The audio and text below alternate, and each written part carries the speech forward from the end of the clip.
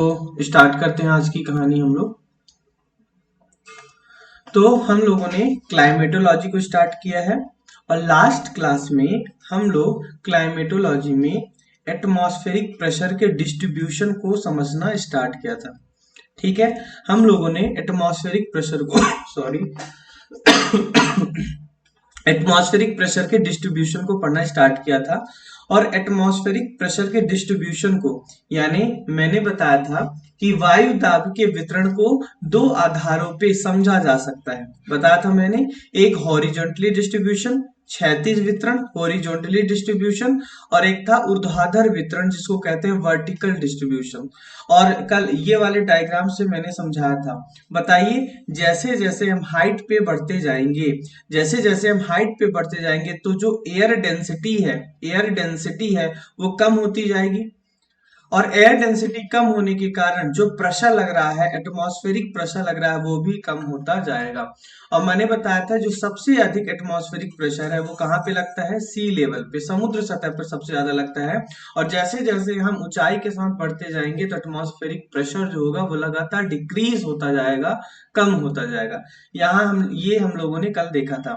फिर मैंने बताया था कि जैसे इसीलिए तो माउंटेन क्लाइंबर जो होते हैं, पर्वतारोही जो होते हैं, अपने साथ ऑक्सीजन के सिलेंडर्स को कैरी करते हैं, क्योंकि उनको पता है जैसे जैसे वो माउंटेन पर क्लाइंब करते जाएंगे, जैसे जैसे ज्यादा हाइट को अचीव करते जाएंगे तो जो एयर डेंसिटी है, वायु का घनत्व तो है, वो लगातार कम हो जाएगा। और एयर डेंसिटी क्यों कम हो रहा था? क्योंकि पृथ्वी की जो ग्रेविटी है, ग्रेविटेशनल पुल है, गुरुत्वाकर्षण फोर्स जो है वो भी लगातार कम होता जा रहा था। ये हम लोगों ने कल देख लिया था। किसी को डाउट है यहाँ तक? ठीक है, फिर हम लोग वायु दाब के क्षैतिज वितरण पे आ गए थे, horizontally distribution of atmospheric pressure. और मैंने बताया था कि इसमें हम प्रेशर बेल्ट को पढ़ेंगे। किसको पढ़े थे? प्रेशर बेल्ट को, वायु दाब पेटी को। क्लियर है ना? हम देखते हैं कि अगर हम इक्वेटोरियल जोन से, भूमध्य रेखीय क्षेत्र से अगर ध्रुवों की तरफ बढ़ते जाएंगे तो ऐसा नहीं है कि लगातार प्रेशर बढ़ता जाएगा। इक्वेटर पे प्रेशर कम, फिर उससे ऊपर गए तो सब ट्रॉपिकल पे हाई आ गया, उसके ऊपर जाएंगे सब पोलर में फिर लो आ जाएगा, और फिर उसके ऊपर जब जाएंगे आगे जैसे बढ़ेंगे पोलर जोन में तो हाई प्रेशर आ जाएगा। और लास्ट क्लास में हम लोगों ने समझा था कि जो प्रेशर बेल्ट होने के लिए केवल टेम्परेचर ही नहीं बल्कि डायनेमिक रीजन भी होते हैं। केवल तापमान के कारक नहीं बल्कि गतिक कारण भी होते हैं। और मैंने बताया था कि जो इक्वेटोरियल लो प्रेशर बेल्ट है, भूमध्य रेखीय निम्न दाब पेटी है, और पोलर हाई प्रेशर बेल्ट है, ये क्यों बन रहे थे? Due to temperature. इनके पीछे किसका हाथ था? टेम्परेचर कहाँ था, तापमान कहाँ था? मैंने बताया था कि जो इक्वेटोरियल जोन होता है वहां पे टेम्परेचर कैसा होता है? हाई होता है, जिसके कारण वहां की जो सरफेस होती है वो क्या हो जाती है? गर्म हो जाती है। मुझे बताइए, अर्थ के सरफेस को गर्म करने के लिए सोलर रेडिएशन रिस्पॉन्सिबल है कि टेरेस्टेरियल रेडिएशन रिस्पॉन्सिबल है? सौर विकिरण रिस्पॉन्सिबल है कि पार्थिव विकिरण? बिल्कुल सही बात है, सौर विकिरण जिम्मेदार है। जबकि अगर आपसे कोई पूछे सॉरी पर अगर आपसे कोई पूछे कि एटमॉस्फेयर की जो लेयर्स हैं उनको गर्म करने के लिए कौन जिम्मेदार है, तो हम क्या बोलेंगे? टेरेस्टेरियल रेडिएशन, पार्थिव विकिरण। क्लियर है ना? तो सूर्य की किरणें लगभग साल भर परपेंडिकुलर होती हैं इक्वेटोरियल जोन पे, जिससे वहां की जो अर्थ सरफेस है वो गर्म हो जाती है, और आसपास की जो वायु होती है वो गर्म होकर एयर क्या होती है? एयर करंट बना लेती है, वायु धारा। मुझे बताइए, अगर एयर ऊपर से नीचे से ऊपर जा रही है या नीचे से ऊपर आ रही है तो क्या उसे विंड बोलेंगे? क्या उसे पवन बोलेंगे? आंसर इज नो, क्योंकि विंड तो उसी को बोलते हैं जिसका हॉरिजॉन्टल मूवमेंट हो। कैसा हो? क्षैतिज गति हो। अगर कोई नीचे से ऊपर यानी ऊर्ध्वाधर वर्टिकल मूवमेंट कर रहा है तो उसे हम विंड नहीं बोलेंगे, हम उसे क्या बोलेंगे? एयर करंट बोलेंगे। क्या बोलेंगे बहनों? एयर करंट बोलेंगे, वायु धारा बोलेंगे। इतनी बात समझ में आ गई? और मैंने बताया था कि एक तीन प्रक्रिया होती है, मैंने तीन प्रोसेस बताया था हीट ट्रांसफॉर्म का या फिर हीट ट्रांसपोर्ट का। एक था कन्वेक्शन, एक था कंडक्शन और एक था रेडिएशन। मैंने बताया ना पिछले क्लासेस में, कन्वेक्शन, कंडक्शन और रेडिएशन। और मुझे बताइए अगर यहाँ की हवा गर्म होकर ऊपर उठ रही है तो क्यों हो रही है? क्योंकि कन्वेक्शन हो रहा है। क्या हो रहा है? संवहन हो रहा है। तो इन करंट को, इन वायु धाराओं को, इन एयर करंट को कन्वेक्शनल करंट भी बोल देते हैं, संवहन धारा भी बोल देते हैं। क्लियर है इतनी बात? और जब कोई वायु गर्म होकर क्या होगी? ऊपर उठेगी, तो यहाँ पे जो प्रेशर है वो कैसा हो जाएगा? लो प्रेशर हो जाएगा। लास्ट क्लास में हम लोगों ने इसको समझा था। मुझे बताइए जब ये एयर अपने ऊपर उठेगी तो अपने साथ वाटर वेपर भी ले जाएगी कि नहीं ले जाएगी? जलवाष्प भी ले जाएगी। और जैसे जैसे ऊपर लेती जाएगी तो ड्यू ड्यू पॉइंट पे क्या होता है? ड्यू पॉइंट उषांक बिंदु क्या होता है हम देखेंगे आगे। पर अभी समझ लीजिए ड्यू पॉइंट वो टेम्परेचर है जिस पर कंडेंसेशन स्टार्ट हो जाता है, संघनन की क्रिया स्टार्ट हो जाती है। और जैसे ही हाइट पे ड्यू पॉइंट आएगा बादल बनेंगे और रेनफॉल होगा। तो मुझे बताइए यहाँ पे डेली नून रेनफॉल होता है। डेली नून रेनफॉल, रोज दोपहर में क्या होता है? भारी बारिश होती है, रेनफॉल होता है। इतनी बात समझ में आई आपको? मुझे बताइए अगर जब यहाँ पे भारी बारिश होगी तो यहाँ पे घने जंगल होंगे कि ऐसे रेयर होंगे, स्पार्सस होंगे? मुझे बताइए। जब डेली, बिल्कुल घने जंगल होंगे। कैसे होंगे? घने जंगल होंगे। क्लियर है ना इतनी बात? इसीलिए जब हम एवरग्रीन फॉरेस्ट पढ़ते हैं तो आपने सुना होगा ट्रॉपिकल एवरग्रीन फॉरेस्ट, उसको भी देखेंगे। बट हम लोगों ने इसको समझ लिया था। फिर मुझे बताइए, मैंने एक एग्जांपल दिया था, जैसे ये कुकर है, कुकर में लगा दें हम आग और सीटी से क्या निकले? गैस निकले। और ऊपर हम लोग एक प्लेट रख दें तो यहाँ से जो एयर राइज कर रही है वो इधर उधर क्या हो जाएगी? शिफ्ट हो जाएगी। वैसे ही देखिए इस इक्वेटोरियल जोन, सपोज करिए 5 डिग्री नॉर्थ है और ये 5 डिग्री साउथ है, और यहाँ से हवाएं गर्म हुई और ऊपर कौन है? देखो ऊपर ट्रोपोपॉज है, दिख रहा है? देखो ट्रोपोपॉज का एक ढक्कन सा लगा हुआ है, दिखा आपको? ट्रोपोपॉज है। और जब ट्रोपोपॉज है तो इस एयर को इधर उधर शिफ्ट कर देगा। सही बात है ना? और मैंने आपको इसमें बताया था, एक मिनट कहाँ गया वो? ये देखिए मैंने ये वाला आपको एनिमेटेड फोटो दिखाया था मैंने कि ये जो हवाएं हैं गर्म होकर क्या होंगी? ऊपर उठेंगी। और ऊपर उठ के ये ट्रोपोपास पे, यानी अगर आप ब्राजील के ऊपर आसमान में देखें तो आपको कुछ ऐसी पवनें चलती हुई दिखाई देंगी। सही बात है कि नहीं है? और मुझे बताइए क्या विंड ऐसे सीधे चल पाएगी, स्ट्रेट मूव करेगी? Answer is no. क्यों? क्योंकि यहाँ पे एक डिफ्लेक्टरी फोर्स लग रहा है, विक्षेपक बल लग रहा है। उस विक्षेपक बल का नाम था, क्या था? Coriolis force. कोरियोलिस फोर्स था। ये कोरियोलिस फोर्स मिनिमम कहाँ पे होता है? इक्वेटर पे होता है। क्यों? क्योंकि ये साइन थीटा के डायरेक्टली प्रोपोर्शनल होता है। और थीटा क्या था? लैटिट्यूडनल वैल्यू, अक्षांश का जो एंगल है वो है। और साइन 0 डिग्री 0, मतलब कोरियोलिस फोर्स मिनिमम कहाँ पे लगता है? कोरियोलिस फोर्स मिनिमम लगता है इक्वेटर पे। और जैसे जैसे हम पोल्स की तरफ बढ़ते जाते हैं कोरियोलिस फोर्स की वैल्यू क्या होती जाती है? बढ़ती जाती है। ठीक है ना? और ये जैसे ये 5 डिग्री था, 11, 12, 13 ऐसे कर करके आप 25 डिग्री पर आएंगे। और जैसे ही 25 डिग्री पर आएंगे, लगभग 25 डिग्री, ये कोई एग्जैक्ट वैल्यू नहीं है, कोई ये मतलब एक अनुमान है। ठीक है ना? जैसे ही 25 डिग्री पर आएंगे तो प्रेशर ग्रेडियंट फोर्स और कोरियोलिस फोर्स बैलेंस हो जाएगा। और मुझे बताइए जब प्रेशर ग्रेडियंट फोर्स और कोरियोलिस फोर्स बैलेंस हो जाते थे तो विंड आइसोबार के पैरेलल चलती थी कि नहीं चलती थी? और उस विंड को हम लोगों ने जियोस्ट्रॉपिक विंड बोला था। मुझे बताइए 25 डिग्री में कोरियोलिस फोर्स बढ़ते बढ़ते बढ़ते, ये प्रेशर ग्रेडियंट फोर्स है, और ये कोरियोलिस फोर्स एक दूसरे को क्या कर देंगे? बैलेंस कर देंगे। और जब प्रेशर ग्रेडियंट फोर्स और कोरियोलिस फोर्स एक दूसरे को बैलेंस कर देंगे तो जो विंड है वो कैसी चलने लगेगी? हॉरिजॉन्टल चलने लगेगी, दोनों के रिजल्टेंट के डायरेक्शन में चलने लगेगी। और मुझे बताइए इसी को तो हम लोगों ने जेट स्ट्रीम बोला था कि नहीं? जो बोला था इसको।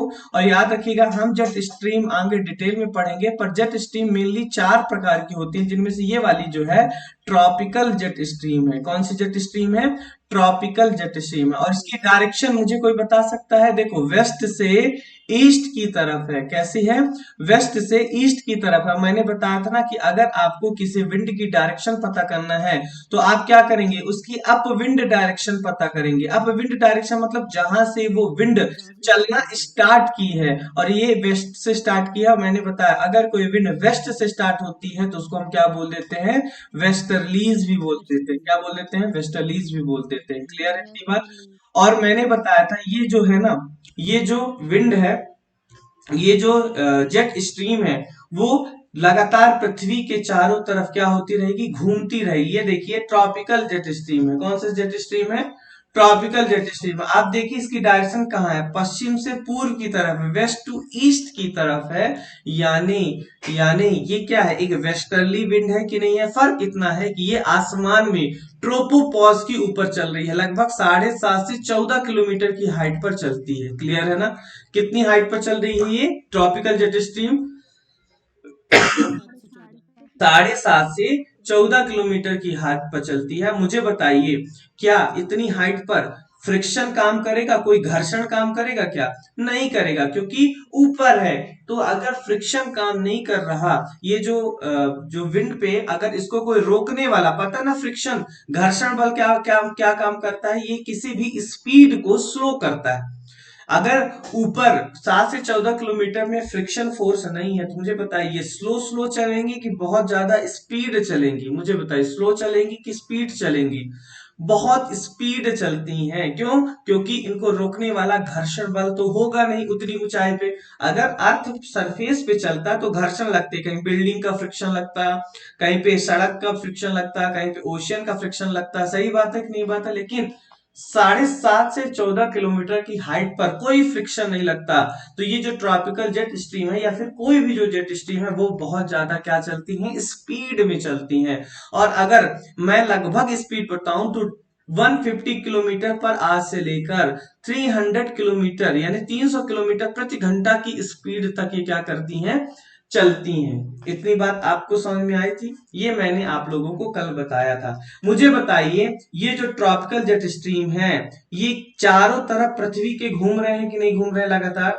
वेस्ट टू ईस्ट, पश्चिम से पूर्व, पश्चिम से पूर्व। और मैंने आपको बताया था कि सपोज करिए आपके चाय का कप है, इसमें चाय भरी है, आप स्पून लें और इस चाय को तेजी से घुमाना चालू कर दें तो चाय क्या होगी? ठंडी होगी कि नहीं होगी?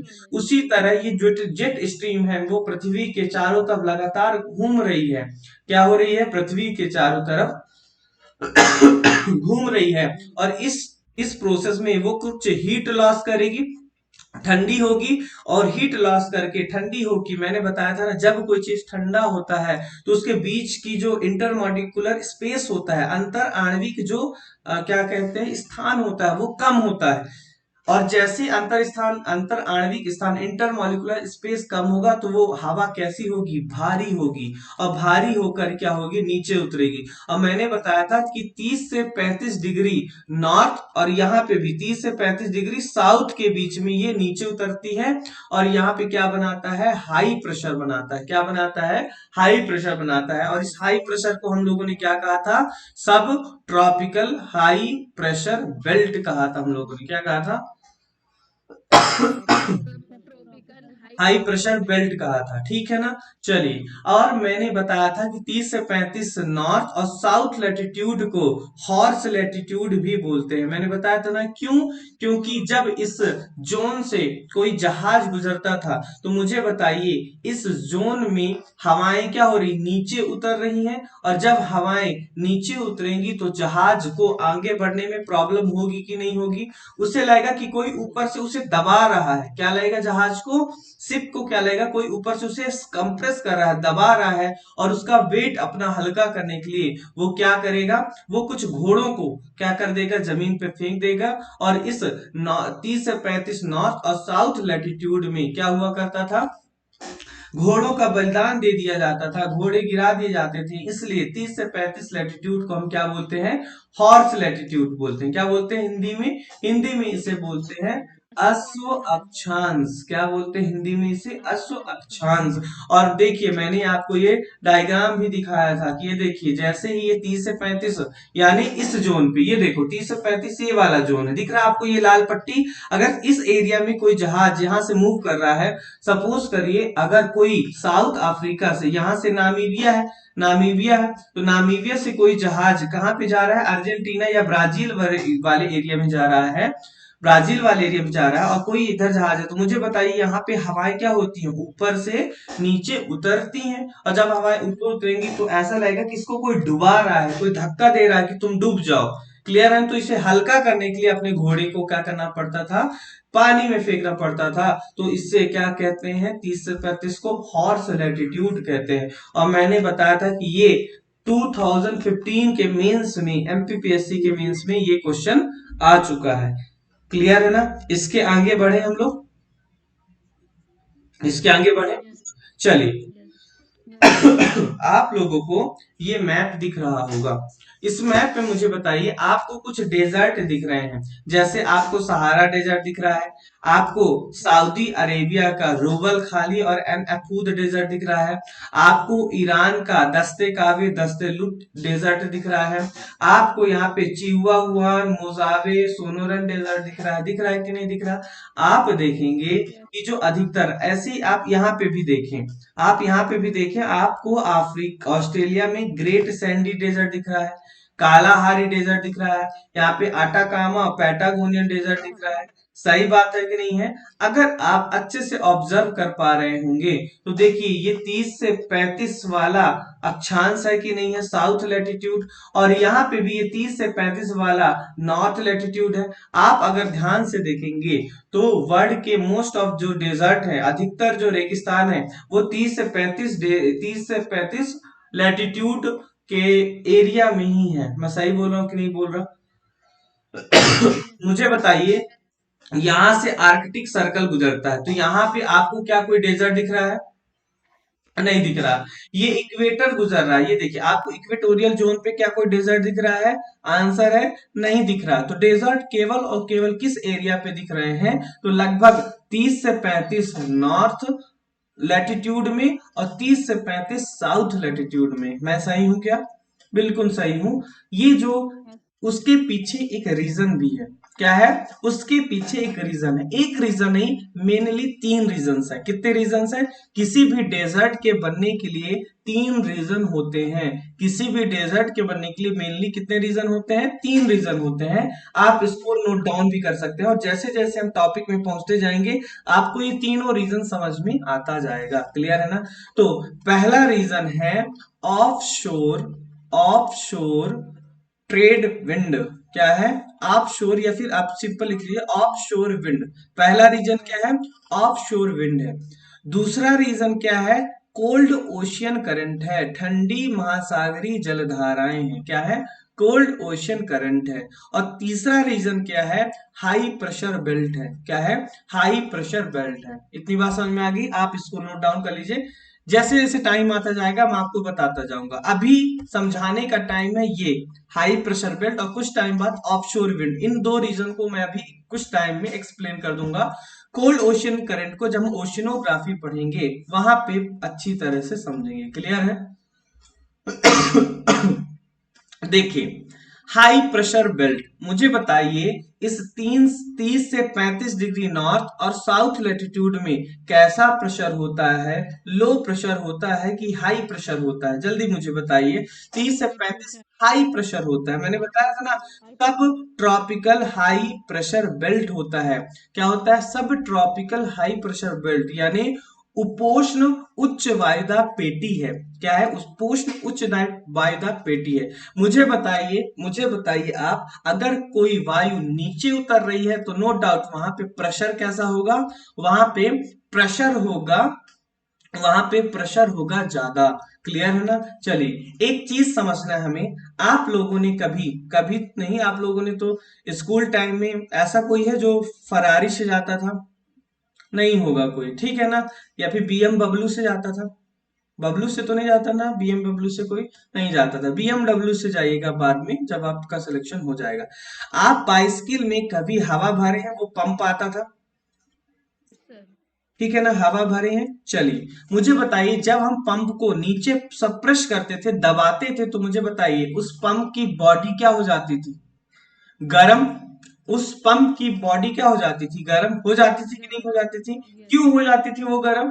क्योंकि जब आप पंप को नीचे क्या करें, दबा रहे हैं, तो यहाँ के जो वायु के कण हैं, यहाँ पे जो एयर पार्टिकल है, वो पास पास आ रहे हैं।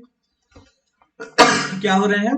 पास पास आ रहे हैं। और इनमें क्या होगा? फ्रिक्शन होगा कि नहीं होगा? आपस में एक दूसरे से रगड़ खाएंगे, एक दूसरे से लगातार रगड़ खाएंगे। और जब एक दूसरे के बीच में फ्रिक्शन होगा, एक दूसरे के बीच में फ्रिक्शन होगा, तो मुझे बताइए हीट जनरेट होगी कि नहीं, ऊष्मा पैदा होगी कि नहीं?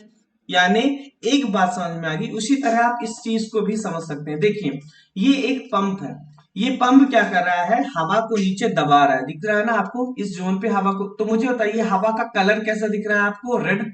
और रेड हवा का कलर है, मतलब ये बताना चाहता है कि जब हवाओं को नीचे दबाया जाता है, तो हवाओं के एयर के जो पार्टिकल्स होते हैं आपस में पास पास आते हैं। और जब हवा के पार्टिकल पास पास आते हैं, तो उनमें क्या होगा? फ्रिक्शन होगा।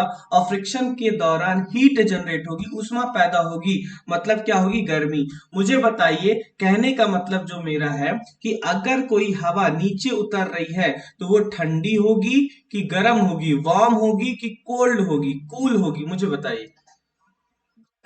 जब कोई हवा नीचे उतर रही है, नीचे उतर रही है मतलब उसके कण आपस में क्या होंगे?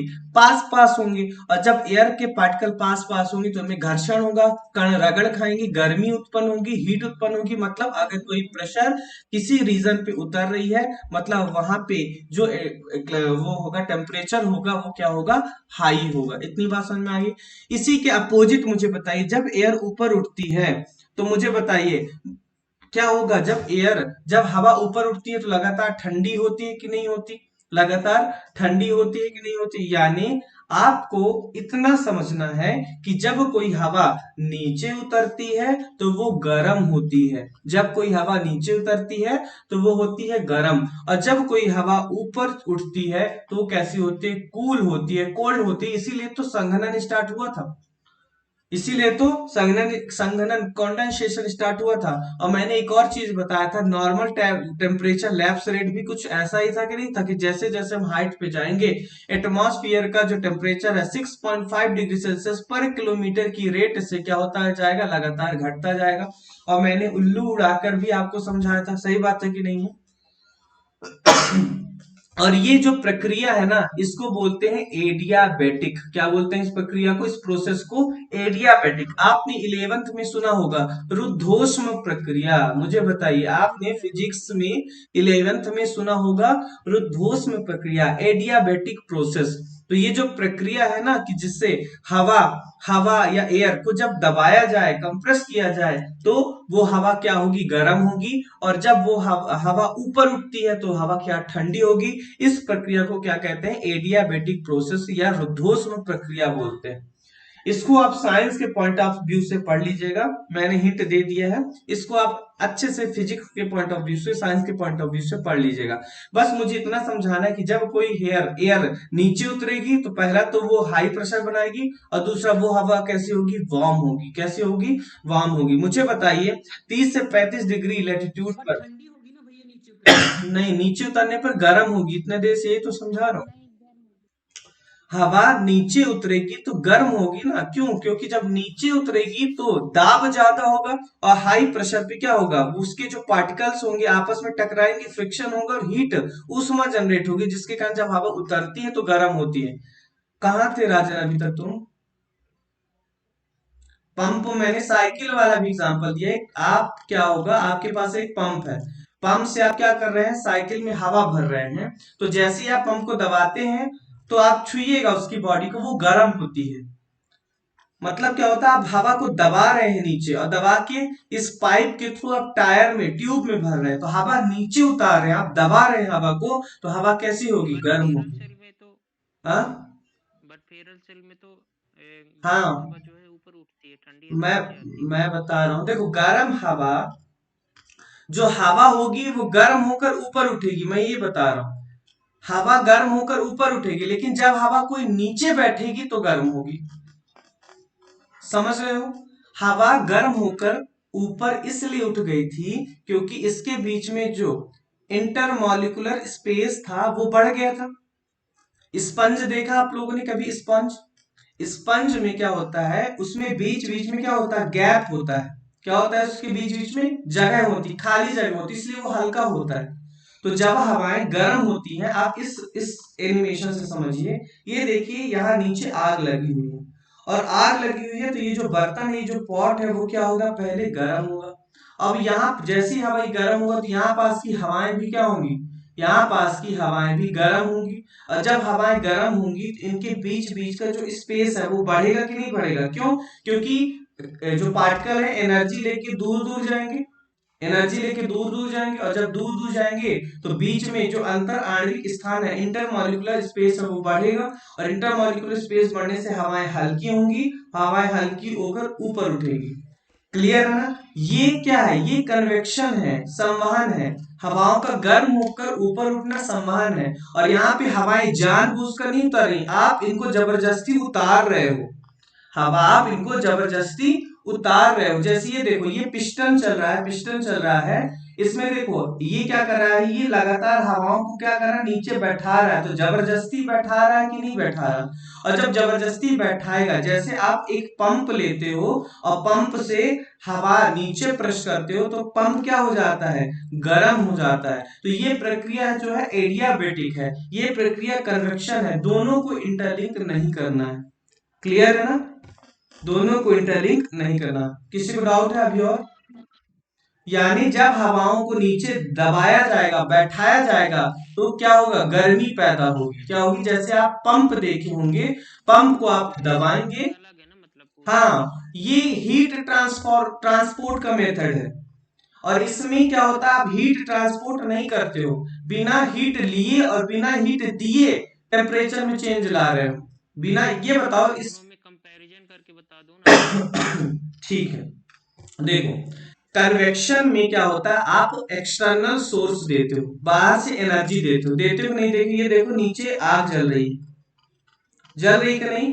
कन्वेक्शन में, जिसे हिंदी में संवहन बोलते हैं, कन्वेक्शन में जिसे हिंदी में संवहन बोलते हैं, आप बाहर से ऊर्जा देते हो या बाहर से ऊष्मा देते हो। और जब बाहर से ऊर्जा या ऊष्मा देते हो तो हवाएं हल्की होकर क्या हो जाती हैं, ऊपर उठ जाती हैं। ये इतना तो क्लियर है ना? क्लियर है ना? यहाँ पे किसी को डाउट है? जल्दी बताइए। नहीं, चलिए फिर आप इस सिस्टम को देखिए। इस सिस्टम में हवाएं देखो ऊपर उठ रही हैं तो ठंडी हो रही, और नीचे बैठ रही है तो गर्म हो रही। देख रहे हो ना? यहाँ पे भी तो ऐसा हो रहा था कि हवाएं ऊपर उठ रही थी तो क्या हो रही थी, ठंडी हो रही थी। ऊपर उठ रही थी, ठंडी हो रही थी। आप इसमें भी देखो, जब ये पिस्टन ऊपर चला जाता है तो एयर का कलर कैसा हो जाता है, ब्लू। मतलब जब हवाएं ऊपर उठ रही हैं तो ठंडी हो रही, और जब हवाओं को जबरदस्ती आप प्रेशर डाल के नीचे बैठाओगे, जब हवाओं को आप जबरदस्ती प्रेशर डाल के नीचे बैठाओगे तो हवाएं क्या हो रही थी, गर्म। तो मुझे बताइए, यहाँ पे हवाओं को गर्म करने के लिए क्या आप किसी एक्सटर्नल सोर्स का इस्तेमाल कर रहे हो? क्या नीचे कोई बर्नर वर्नर लगा के जला रहे हो? नहीं जला रहे हो। क्या आप देखो, क्या आप कोई बर्नर जला रहे हो? आंसर है कुछ नहीं जला। आप बिना बाहर से एनर्जी दिए, आप बिना बाहर से एनर्जी दिए क्या कर रहे हो, हवा को गर्म कर रहे हो। हवा को गर्म कर रहे हो। यहाँ पे हवा को गर्म करने के लिए क्या था, आप एनर्जी दे रहे थे। और यहाँ पे आप हवा को गर्म करने के लिए एनर्जी नहीं दे रहे, आप हवा को नीचे दबा रहे हो। और जब नीचे हवा को दबाओगे तो आपस की जो पार्टिकल्स है आप रगड़ खाएंगे, फ्रिक्शन होगा, और फ्रिक्शन के कारण क्या होगा, हीट जनरेट होगा और हवा गर्म हो जाएगी। ये दोनों बिल्कुल एक दूसरे से कनेक्टेड नहीं है। क्लियर है ना? यानी रुद्धोष्म प्रक्रिया, एडियाबेटिक प्रोसेस ऐसी प्रक्रिया है जब आप किसी सिस्टम के टेम्परेचर में चेंज लाते हो लेकिन बिना बाहरी ऊर्जा दिए। जबकि कन्वेक्शन क्या है, आप ऊर्जा देते हो फिर हवा को गर्म करते हो। क्लियर है इतनी बात? अब डाउट है कुछ? डाउट है? चलिए ठीक है, मुझे बताइए इस जोन पर जो हवाएं हैं क्या हो रही हैं, 30 से 35 नॉर्थ और 30 से 35 साउथ लैटिट्यूड में ऊपर से हवाएं नीचे उतर रही हैं। सही बात है कि नहीं है? हवाएं क्या हो रही हैं, ऊपर से नीचे उतर रही। अब मुझे बताइए, जब हवाएं ऊपर से नीचे उतरेंगी तो यहाँ पे कैसा प्रेशर बनाएंगी, हाई प्रेशर बनाएंगी। कैसा प्रेशर बनाएंगी? हाई प्रेशर बनाएंगी। अब मुझे बताइए, जब हवाएं नीचे उतर रही हैं तो वो गर्म होंगी कि नहीं होंगी? जब हवाएं नीचे उतर रही हैं तो हवाएं क्या होंगी? गर्म होंगी। जबकि कन्वेक्शन में क्या था? जब हवाएं ऊपर उठ रही थी तो ठंडी हो रही थी। सही बात है कि नहीं है? संवहन में क्या हो रहा था? जब हवाएं ऊपर उठ रही थी तो ठंडी हो रही है, और जब नीचे उतरेंगी तो अपोजिट क्या होगा? गर्म होंगी। होगी कि नहीं होगी? कि उसका रीजन एडियाबेटिक है, संवहन नहीं है।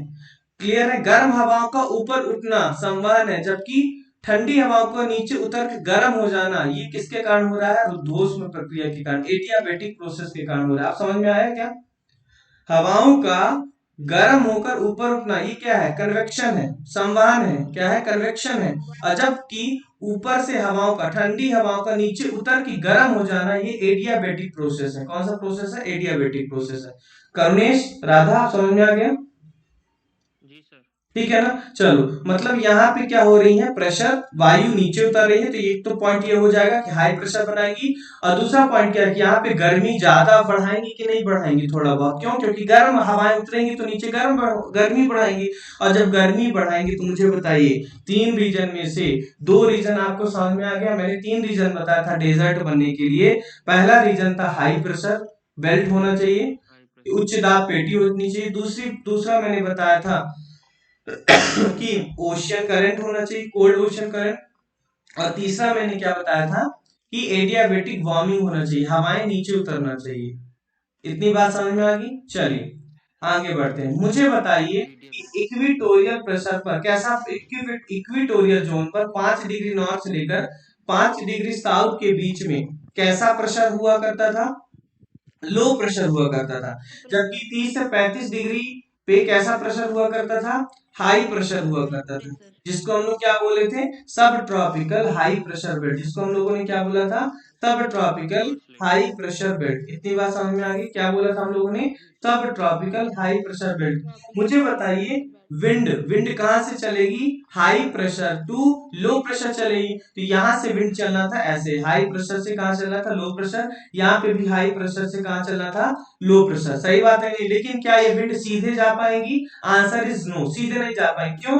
क्योंकि यहाँ पे कौन सा फोर्स लग रहा था? Coriolis force. कोरियोलिस। कौन सा फोर्स लग रहा था? Coriolis force. और मुझे बताइए, जब कोरियोलिस फोर्स राइट हेमिस्फीयर में लगता है, सॉरी नॉर्थ हेमिस्फीयर में लगता है, उत्तरी गोलार्ध में लगता है, तो डिफ्लेक्शन किस डायरेक्शन में करता है? राइट साइड में। और मैंने बताया था अगर आपको किसी का राइट साइड पता करना है तो आप इस विंड के मुंह की तरफ घूम जाइए। इसका विंड कहाँ पे? साउथ की तरफ है।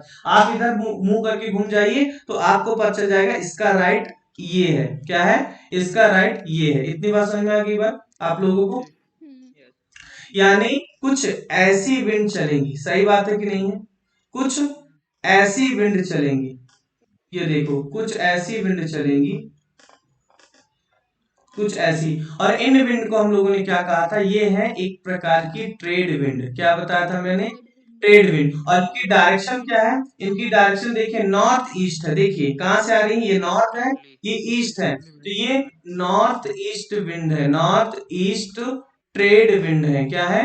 North east trade wind. Clear इतनी बात? और आप यहाँ पे देखेंगे, यहाँ पे भी कुछ पवने ऐसी चलेंगी कि नहीं चलेंगी? मुझे बताइए, ऐसी चलेंगी? ऐसी चलेंगी कि नहीं चलेंगी? और ये भी क्या है? ये भी ट्रेड विंड है। क्योंकि ट्रेड विंड मैंने बताया था, अगर आपको बताना हो ट्रेड विंड क्या है तो आप क्या बोलेंगे? सब ट्रॉपिकल हाई प्रेशर बेल्ट से उपोष्ण उच्च वायदा पेटी से इक्विटोरियल लो प्रेशर बेल्ट की तरफ चलने वाले विंड को क्या कहते हैं? ट्रेड विंड कहते हैं। और फिर ये ट्रेड विंड दो प्रकार की थी, नॉर्थ ईस्ट ट्रेड विंड जो कि उत्तरी नॉर्थ सब ट्रॉपिकल हाई प्रेशर बेल्ट से इक्विटोरियल जोन पे चलती है, और एक था south west trade wind, sorry south east trade wind, जो कहां से चल रहे थे? ये साउथ सब ट्रॉपिकल प्रेशर बेल्ट से इक्विटोरियल प्रेशर बेल्ट की तरफ चल रहे थे। इतनी बात समझ में आई कि नहीं आई? चलिए मुझे बताइए, मुझे बताइए, एक ये विंड चल रही है। कौन सी विंड है ये? साउथ ईस्ट ट्रेड विंड है, दक्षिण पूर्वी व्यापारिक पवने। मुझे बताइए यहाँ पे कौन सा सी है? ये पैसिफिक ओशियन है कि नहीं है? और इधर कोरल सी है। सही बात है। अगर आपने ऑस्ट्रेलिया की मैपिंग देखी होंगी तो यहाँ पे कोरल सी है। क्या है? कोरल सी है। तो जब हवाएं इधर से चलेंगी, समुद्र की तरफ से आ रही हैं, तो मुझे बताइए यहाँ से नमी लेकर चलेंगी कि नहीं, जलवाष्प उठाते हुए चलेंगी। क्यों? क्योंकि हवाएं तो पहले से ही गर्म है। हवाएं गर्म क्यों है? क्योंकि ये देखिए ट्रॉपिकल एरिया की हवाएं हैं। किस एरिया की हवाएं हैं? उष्ण कटिबंध की हवाएं हैं। कर्क रेखा और मकर रेखा के बीच की हवाएं हैं। हमें पता है ट्रॉपिक ऑफ कैंसर और ट्रॉपिक ऑफ कैप्रिकॉर्न, कर्क और मकर रेखा के बीच के क्षेत्र को हम क्या बोलते हैं? उष्ण कटिबंध बोलते हैं। इंग्लिश में बोलते हैं ट्रॉपिकल जोन। क्यों? क्योंकि यहाँ पे उष्ण यानी गर्मी, यहाँ पे सूरज की जो धूप है वो सीधी पड़ती है यहाँ पे, यानी ये वाला एरिया, कर्क और मकर रेखा के बीच वाला एरिया अधिक गर्म वाला होगा कि नहीं है। और मैंने बताया था कि वाटर वेपर के लिए दो चीजें चाहिए होती है, एक टेम्परेचर जो कि अवेलेबल है, और दूसरा वाटर वेपर। और वाटर वेपर कहाँ पे? यानी पानी होना चाहिए, जलवाष्प, और टेम्परेचर पानी। और जब तापमान देंगे तभी ना भाप बनेगा, तभी ना वाटर वेपर बनेगा। मुझे बताइए ये जो हवा, मैं भी सबको रब के दे रहा हूँ, बस यहाँ पे बना रहा हूँ। ये एक कौन सी विंड आ रही है? साउथ ईस्ट ट्रेड विंड आ रही है। कौन सी आ रही है? South east trade wind. कितना क्लियर है? चलिए मुझे बताइए कहां से आ रही है? तो ये समुद्र से आ रही है कि नहीं, सी से आ रही है कि नहीं? और यहाँ पे अगर मैं बताऊं तो ये पैसिफिक ओशियन या फिर कोरल सी है कि नहीं? प्रशांत महासागर है। प्रशांत महासागर वाला ये वाला एरिया तो पहले से ही गर्म होगा, वाटर वेपर तो होंगी, तो ये हवाएं साउथ ईस्ट ट्रेड विंड क्या करती है? उन वाटर वेपर को लेकर आगे बढ़ेंगी। अब मुझे बताइए यहाँ पे एक माउंटेन है, यहाँ पे कैप यार्क पेनिनसुला से लेकर तस्मान तक ग्रेट डिवाइडिंग रेंज है कि नहीं है? तो क्या होगा? जलवाष्प हवाएं जो आ रही हैं, जो विंड आ रही है, उसमें वाटर वेपर तो पहले से ही है। और जब हवाएं इस पर्वत से टकराएंगी ग्रेट डिवाइडिंग रेंज से, तो ऊपर उठेंगी, और धूप ऊपर उठ के ठंडी होंगी, और ठंडी होंगे संघनन होगा, कंडेंसेशन होगा, और यहाँ पे क्या कर देंगी? बारिश कर देंगी कि नहीं कर देंगी? रेनफॉल कर देंगी कि नहीं? तो मुझे बताइए यहाँ पे रेनफॉल हो रहा है, तो क्या इस एरिया में डेजर्ट होगा, रेगिस्तान होगा क्या? नहीं होगा। तो देखिए देखिए इस एरिया में तो रेगिस्तान नहीं है, क्योंकि यहाँ पे जो हवाएं आ रही हैं यहाँ पे बारिश कर रही हैं। लेकिन जैसे ही हवाएं यहाँ से बारिश कर देंगी और ग्रेट डिवाइडिंग रेंज से उतरेंगी, यहाँ पे कौन सा पहाड़ है? ग्रेट डिवाइडिंग रेंज है कि नहीं है यहाँ पे? आप लोगों को जिन्होंने मैपिंग नहीं पढ़ा होगा परेशान नहीं होइएगा, आप देख लीजिएगा यहाँ पे एक माउंटेन, एक पर्वत है, केप यॉर्क पेनिनसुला से लेकर तस्मान वाले रीजन तक एक पर्वत है। उस पर्वत का नाम है ग्रेट डिवाइडिंग रेंज। क्या है? Great dividing range. यानी मुझे बताइए कुछ ऐसा कंडीशन हो रहा है ना कि साउथ ईस्ट ट्रेड विंड है, ये इसके सहारे ऊपर उठी, इस एरिया में बारिश की, और जब यहाँ से उतरेगी तो मुझे बताइए हवाएं क्या हो रही है? उतर रही है कि नहीं उतर रही? और जब हवाएं उतरेंगी तो वार्म होगा कि ठंडी होंगी? जब हवाएं, जैसे पंप से आप हवाओं को दबाएंगे तो हवाएं क्या हो रही थी? गर्म हो रही थी। और मुझे बताइए क्या आप इस हवा के पास, इस पवन के पास, जिसे हम लोगों ने क्या कहा है? साउथ ईस्ट ट्रेड विंड, क्या इसके पास अब नमी है, वाटर वेपर है? नहीं है, क्योंकि इसके पास जो भी वाटर वेपर था वो तो इसको बारिश करा दिया इसने। अब जब उतर रही है हवाएं, तो एक तो गर्म है और दूसरा ड्राई है, शुष्क है, हिंदी में बोलते शुष्क है और गर्म है। तो मुझे बताइए इस एरिया में गर्मी भी बढ़ाएंगी और बारिश भी नहीं करेंगी। तो मुझे बताइए कि डेजर्ट कहाँ पे होगा? इस वाले रीजन पे होगा जहां पे हवाएं गर्म आ रही हैं और ड्राई आ रही हैं। सही बात है कि नहीं बात है? तो मुझे बताइए डेजर्ट के बनने में विंड का रोल है कि नहीं है, पवनों का रोल है कि नहीं है? यानी जिस एरिया से हवाएं, अगर मान लीजिए समुद्र है ये, और यहाँ से हवाएं आ रही हैं, तो ये वाला जो तट है ना, किसी भी देश, किसी भी कॉन्टिनेंट का, ये तट कहलाता है ऑन शोर। क्या कहलाता है? ऑन शोर। ऑन शोर, ठीक है। और ये जो विंड हो रही है, मुझे बताइए जो विंड है, ये जो पवन है, अभी ऑन शोर है कि नहीं? क्योंकि इधर एक तो इधर समुद्र भी है और यहाँ से बारिश भी करेंगी, तो जिधर बारिश करेंगी वो होता है ऑन शोर, और जहां पे बारिश नहीं करेंगी तो वहां पे क्या होगा? ऑफ शोर। तो यहाँ पे जो विंड उतरेंगी, तो मुझे बताइए इस प्रकार के विंड को ऑफ शोर विंड कह दूंगा कि नहीं कह दूंगा? ठीक है। तो यहाँ पे जो डेजर्ट है ग्रेट सैंडी, हम लोग 3G डेजर्ट पढ़ते हैं, Gibson desert, great Victoria desert, ठीक है, ग्रेट सैंडी डेजर्ट, इस बहुत सारे डेजर्ट पढ़ते हैं हम लोग ऑस्ट्रेलिया में। और पढ़ते हैं कि ऑस्ट्रेलिया का जो पश्चिमी हिस्सा है, वेस्टर्न हिस्सा है, वो मरुस्थल है, वो डेजर्ट है।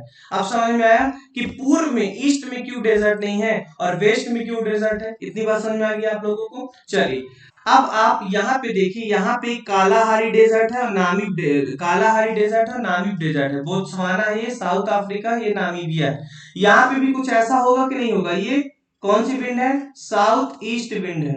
कौन सी विंड है? साउथ ईस्ट ट्रेड विंड है, व्यापारिक पवने। और ये व्यापारिक पवने क्या होंगी? यहाँ से पानी से जलवाष्प लेंगी और यहाँ पे क्या करेंगी? बारिश कर देंगी। लेकिन जैसे आगे बढ़ेंगे तो वाटर वेपर क्या होता जाएगा? मान लो यहाँ पे पॉइंट 1 पे है तो पॉइंट 1 पे ज्यादा बारिश करेंगी, फिर जैसे पॉइंट 2 पे आए तो थोड़ा कम बारिश करेंगी, पॉइंट 3 पे थोड़ा और कम बारिश करेंगी, और पॉइंट 4 में आते आते हवाएं एक तो वार्म हो जाएंगी और ड्राई हो जाएंगी। तो बताइए, जब हवाएं वार्म हो गई हैं, गर्म हो गई हैं, शुष्क हो गई, शुष्क मतलब अब इसमें वाटर वेपर नहीं है, तो क्या यहाँ पे रेनफॉल करेंगी? Answer is no. तो देखिए फिर से इस एरिया में डेजर्ट, आप देखिए पश्चिम, यहाँ पे भी वेस्ट साइड था डेजर्ट, ऑस्ट्रेलिया कॉन्टिनेंट की भी वेस्ट साइड डेजर्ट था, और यहाँ पे भी वेस्ट साइड ही डेजर्ट है। समझ में आई बात आप लोगों को? ठीक है, आगे बढ़ते हैं। यहाँ पे भी आप कंडीशन देख लो, यहाँ पे विंड जो चल रही है साउथ ईस्ट ट्रेड विंड, ये अटलांटिक ओशन से गर्मी लेंगी, वाटर वेपर लेंगी और इस एरिया में क्या करेंगे? वर्षा करेंगी। लेकिन जैसे जैसे आगे बढ़ेंगे तो वर्षा कम होता जाएगा। तो ये देखिए, यहाँ पे अटाकामा डेजर्ट और पैटागोनियन डेजर्ट है कि नहीं है? और ये भी देखिए आप, वेस्ट साइड ही है। कौन सा साइड है? वेस्ट साइड ही है। इतनी बात आपको समझ में आई कि नहीं आई? यानी ये वेस्ट साइड विंड का ऑफ शोर डायरेक्शन है कि नहीं है? ऑफ शोर डायरेक्शन, और मैंने बताया था कि डेजर्ट बनने के लिए 3 तरीके हैं, 3 कारणों से किसी एरिया में डेजर्ट बनता है। एक बनता है ऑफ शोर विंड के कारण, एक बनता है कोल्ड ओशियन करंट के कारण, और एक बनता है हाई प्रेशर के कारण। तो ये 2 पॉइंट आपको समझ में आ गए। ये किसी बुक में मिलेगा नहीं आप लोगों को, ठीक है ना? इसीलिए लिए आप ये 3 पॉइंट आप लिख लीजिए। ऑब्जेक्टिव में मान लीजिए 3 पॉइंट दे दिया, चौथा दे दिया, बोलेगा कौन सा रिस्पॉन्सिबल नहीं है डेजर्ट फॉर्मेशन का या डेजर्टिफिकेशन का, तो हम इन 3 के अलावा जो चौथा होगा उसको कर देंगे, ठीक है ना? हाँ हाँ हाँ, कोल्ड ओशन करंट, बिल्कुल। देखो, हालांकि मैं उसको ओशनोग्राफी में पढ़ा था, पर आपने पूछा तो मैं यहाँ पे बता देता हूँ, ठीक है? मुझे बताइए, जब यहाँ से पवन चल रही थी, जब यहाँ से विंड चल रही थी, तो ये वाटर वेपर ली थी कि नहीं ली थी? अपने साथ जलवाष्प ले लिए थे। क्यों ले लिए थे? क्योंकि यहाँ का पानी कैसा था? गर्म था। और मैंने बताया था भाप बनाने के लिए आप अगर बर्तन में पानी रखे हो तो 2 चीजें चाहिए। पहला तो आप गैस चलाओ, यानी वहां का टेम्परेचर क्या हो? ज्यादा हो, और दूसरा पानी हो। तो जब यहाँ से विंड आती है इस वाले एरिया में, तो यहाँ का पानी गर्म है। क्या है? यहाँ का पानी गर्म है, और गर्म है तो मतलब पानी भी है और टेम्परेचर भी ज्यादा है। तो यहाँ की हवाएं जब आएंगी तो वाटर वेपर लेती हुई आएंगी कि नहीं आएंगी? यहाँ पे जब आएंगी तो वाटर वेपर लेती हुई आएंगी, ठीक है। दूसरा देखो, मान लो कोई हवाएं इधर से चल रही है, या कोई हवा इधर से चल रही है, और इस एरिया में एक कोल्ड ओशन करंट चलती है। क्या चलती है? एक ठंडी जलधारा चलती है। तो मुझे बताओ, ये ठंडी जलधारा, हाँ सही बात है, आप जो नाम बता रहे हो, ठंडी जलधारा जो है यहाँ का टेम्परेचर कम कर देगा कि ज्यादा कर देगी? यहाँ के पानी को ठंडा कर देगी कि गर्म कर देगी? जल्दी बताइए। ठंडा कर देगी। और मुझे बताइए, जब पानी ठंडा है तो क्या भाप बन पाएगा?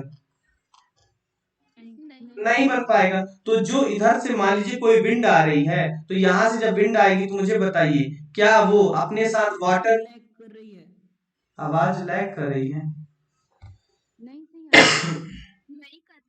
राजन, अपने इनसे देखो, मेरे इनमें तो ठीक है। तो जब यहाँ ठंडा है, तो यहाँ से अगर कोई पवन चलेगी, विंड चलेगी, तो मुझे बताइए क्या वो वाटर वेपर जलवाष्प कैरी कर पाएगी? नहीं कर पाएगी, क्योंकि जलवाष्प के लिए गैस ही चालू नहीं है। क्यों? क्योंकि यहाँ पे कोल्ड ओशन करंट, ठीक है? इतनी बात समझ में आ गई।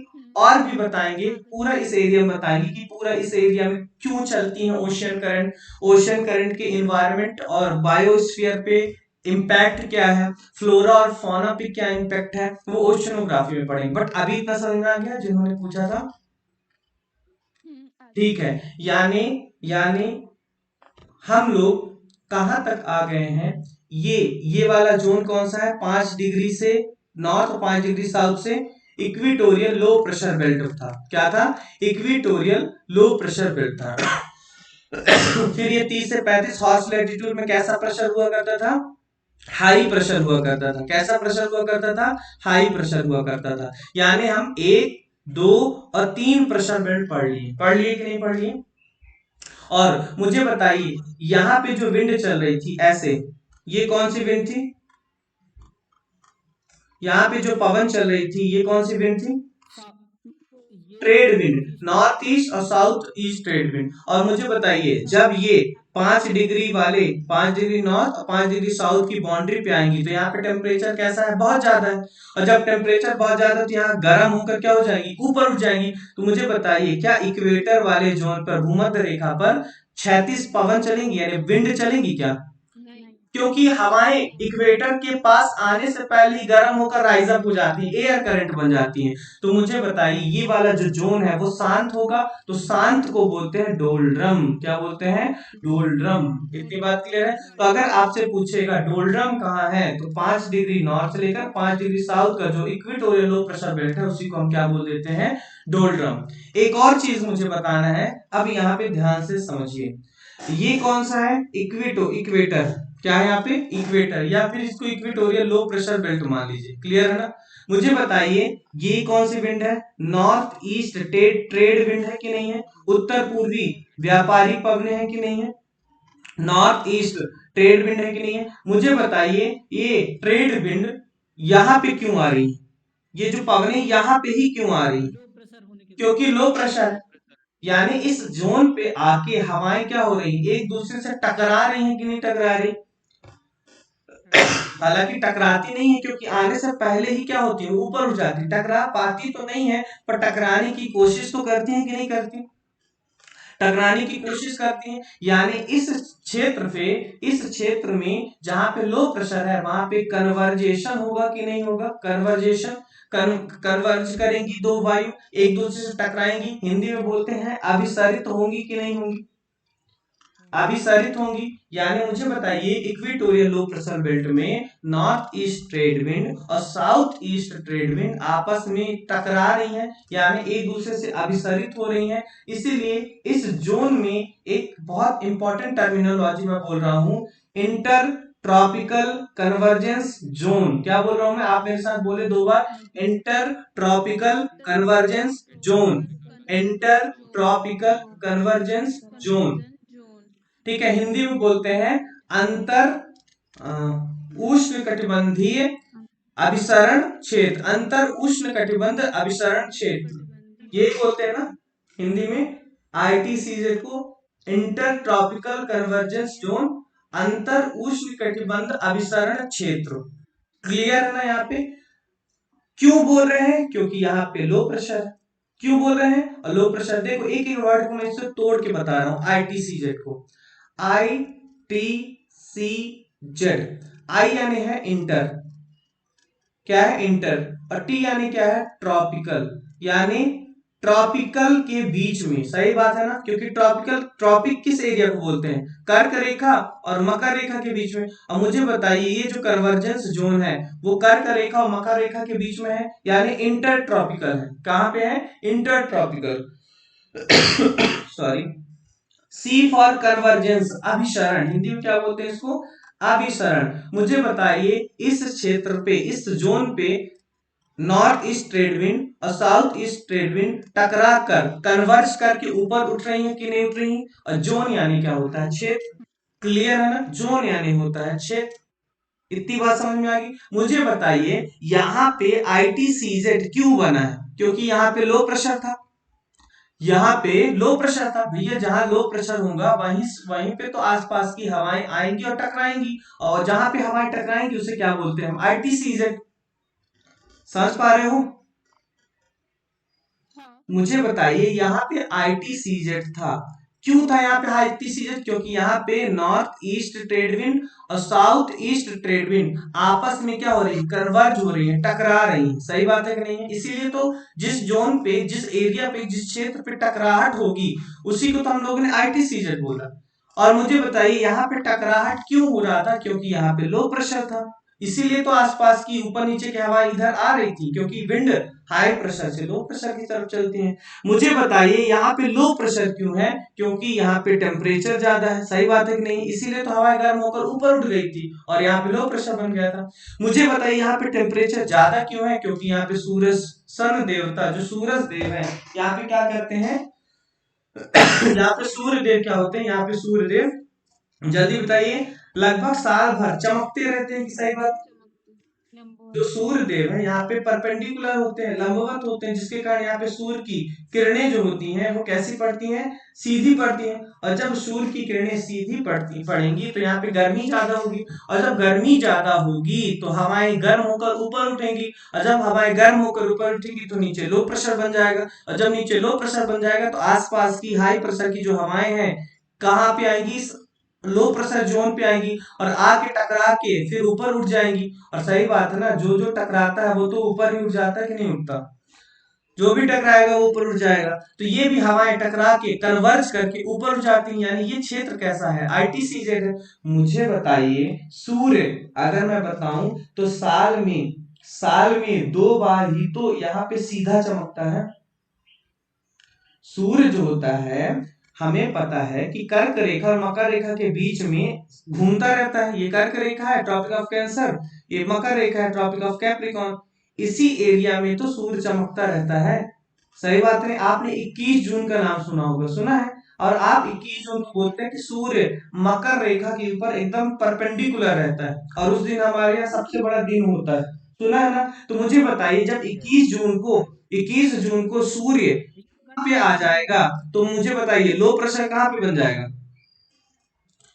लो प्रेशर कहाँ पे बन जाएगा? जहां पे सूर्य, वहां पे टेम्परेचर कम, और जहां पे टेम्परेचर कम वहां पे लो प्रेशर हो जाएगा। तो कुछ लो इस प्रेशर। एरिया पे, यानी हमारे भारत में, मुझे बताइए इंडिया में यहाँ से कर्क रेखा जा रही है, तो कुछ कर्क रेखा के आसपास ही क्या बन जाएगा? लो प्रेशर जोन बन जाएगा कि नहीं बन जाएगा? जल्दी बताएं मुझे। कुछ यहाँ पे अगर इंडिया है तो कुछ इस एरिया पे लो प्रेशर बन जाएगा। और मुझे बताइए, अगर ये लो प्रेशर बन जाएगा और ये अगर इक्वेटर है तो अब इंटर ट्रॉपिकल कन्वर्जेंस जोन कहाँ पे आ जाएगा? अभी भी इक्वेटर पे रहेगा कि अब इंडिया की तरफ आ जाएगा? इंडिया की अब तरफ कहाँ पे आ जाएगा? आ जाएगा। इंडिया की तरफ आ जाएगा। देखिए यहाँ पे लो प्रेशर जोन इस एरिया पे बन गया है, ये देखिए ये है इंटर ट्रॉपिकल कन्वर्जेंस जोन, यहाँ पे आ गया। और मुझे बताइए, आइडियल कंडीशन में इंटर ट्रॉपिकल कन्वर्जेंस जोन कहाँ पे होता है? इक्वेटोरियल जोन पे। लेकिन अब चूंकि इक्वेटोरियल। सूर्य आगे आ गया है तो जो इंटर ट्रॉपिकल कन्वर्जेंस जोन है वो भी ऊपर आ गया है। सही बात है ना? और मुझे बताइए, अगर ये ऊपर आ गया तो इसके ऊपर वाला जो प्रेशर बेल्ट था, क्योंकि अब हवाएं यहां से उठना चालू होंगी, पहले इक्वेटर से हवाएं गर्म होकर ऊपर उठती थी, अब इस एरिया से हवाएं गर्म होकर ऊपर उठेंगी। सही बात है कि नहीं?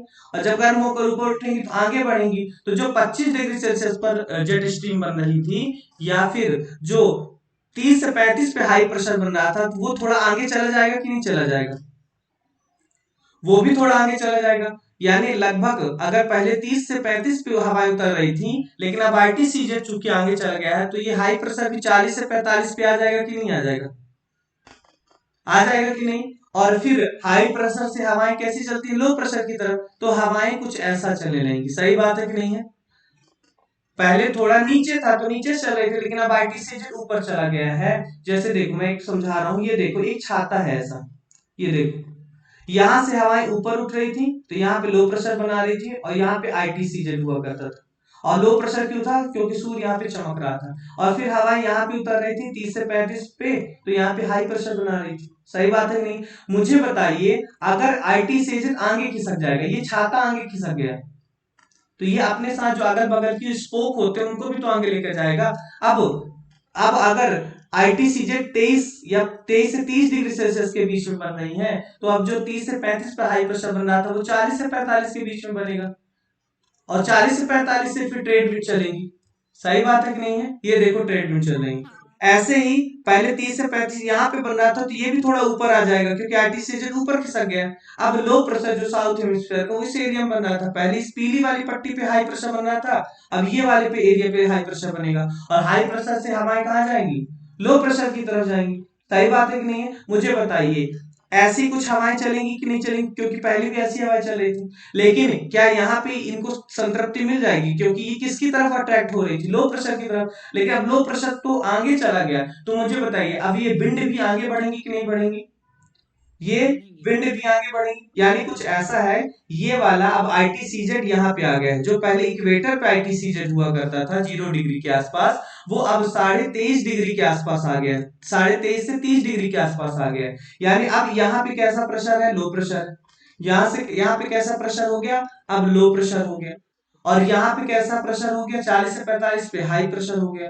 और यहाँ पे भी कैसा है, हाई प्रेशर हो गया। और विंड कहाँ से कहाँ तक चलती है, हाई प्रेशर से लो प्रेशर। तो यहाँ पे तो कोई दिक्कत नहीं है, विंड आई और आ गई। पर साउथ हेमिस्फीयर में पहले तो यहाँ पे आके रुक जाया करती थी इक्वेटर पे, पहले तो इक्वेटर पे आके रुक जाया करती थी, क्योंकि उनको लो प्रेशर यहीं पे मिल जाता था और यहीं से गर्म होकर ऊपर उठ जाया करती थी।